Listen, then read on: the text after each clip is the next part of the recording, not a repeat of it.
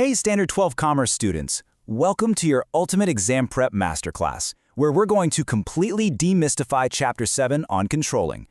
I know board exams can feel incredibly overwhelming, but today we're going to break down this entire chapter into simple, bite-sized pieces. Think of me as your personal guide. We're going to lock this information into your brain, and by the end of this explainer, you're going to be more than ready to tackle absolutely any question the examiners throw at you. Let's get into it. Here's our agenda for today. We're covering what controlling actually is, its characteristics, its importance, the planning relationship, the 5 stages, and finally, some memory tricks. All right, Section 1, what is controlling? Let's lay the foundation. Okay, so Peter F. Drucker says controlling is to maintain a balance between efforts and results and between resources and objectives. Look, please don't let this formal textbook definition intimidate you. Drucker is brilliantly illustrating that controlling is essentially just about maintaining a perfect balance in your business. It's simply the act of making sure that the hard work your team is putting in actually matches the results you're getting.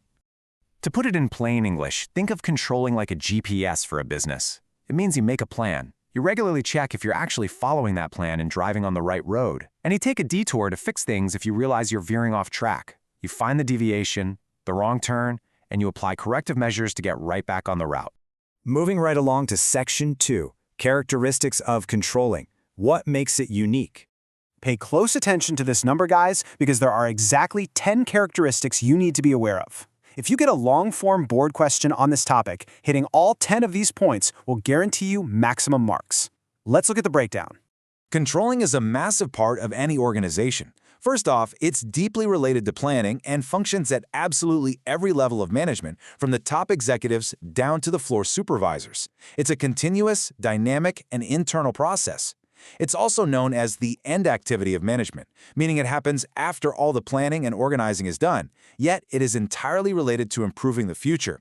Importantly, it's a constructive activity. It's not about punishing workers, it's about fixing mistakes. And finally, it's entirely person-oriented and can be set up in both formal and informal ways. Next up, Section 3, why controlling matters, the importance. Controlling is absolutely vital. Just looking at our list here, it helps a business actually achieve its objectives and makes all that initial planning truly effective. It constantly evaluates activities, finds out errors, and removes deviations before they can turn into massive disasters. But here's the phrase I really want you to mentally underline: barometer of efficiency. Controlling measures the pressure and health of a business. If control is exercised efficiently, management becomes more efficient. Period. Let's transition to Section 4, the relationship between planning and controlling. While planning looks ahead into the future to set the destination, controlling is the process of looking backward to ensure you're actually getting there. Your textbook uses a really great analogy. Planning is the father of controlling. Controlling simply cannot exist without planning. Because if you don't have a plan in the first place, what are you even checking your progress against? Section 5. The stages of controlling. Let's walk through the 5-step process. Now, check this out. This shows the exact diagram straight from your textbook, outlining the flow. Visualizing this left-to-right process is key to really understanding how control is implemented in the real world. Let's break those down clearly. The process always starts by setting a standard. That's your target. Step 2 is gathering data and information about what's actually happening on the ground. Step 3 is measuring that real-world performance. Step 4 is the moment of truth, comparing the actual work done with the standard you set back in Step 1. Did you achieve the goal, yes or no? And finally, Step 5 is taking corrective measures. Digging just a little deeper into that final step, if things do go wrong, management has 3 distinct choices. First, they can choose to make no change if the deviation is super small and acceptable. Second, they can change the condition to remove the deviation, meaning they step in and fix the specific issue to get back on track. Or third, they might realize their original plan was just completely unrealistic, so they change the condition and establish totally fresh new standards.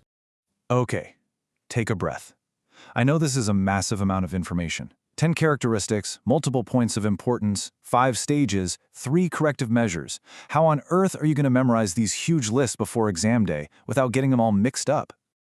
That brings us to Section 6, Exam Prep. It's time for the cheat code memory tricks. First up, to remember the sequential 5 stages of controlling we just talked about, all you need to remember are the letters S, G, M, C, C. Just think of the fun phrase, students get many chocolate cakes. If you can remember that, you can instantly recall setting standards, gathering information, measuring performance, comparing actual performance, and corrective measures. Boom! Perfect chronological order. Next, let's tackle that long list of importance points. To remember 5 of the most critical points of importance, all you need to know is the basic alphabet: B, C, D, E, F. This perfectly spells out barometer of efficiency, coordination between activities, delegation of authority, evaluation of activities, and finds out errors. If you write these exact 5 points down on your exam paper using the B, C, D, E, F trick, you are absolutely guaranteed full marks for that question. As we wrap up this explainer, I want to leave you with this final thought straight from your syllabus. Planning and controlling are like twins. Always remember that they are 2 sides of the exact same coin. You simply cannot have one without the other. Planning gives you the map, but controlling is the steering wheel that actually keeps you on the road. So with these foundational concepts totally clear and your SGMCC and BCDEF memory tricks ready to go, you are fully equipped.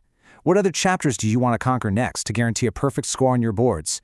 Keep studying smart, trust the structure, and I'll see you in the next explainer.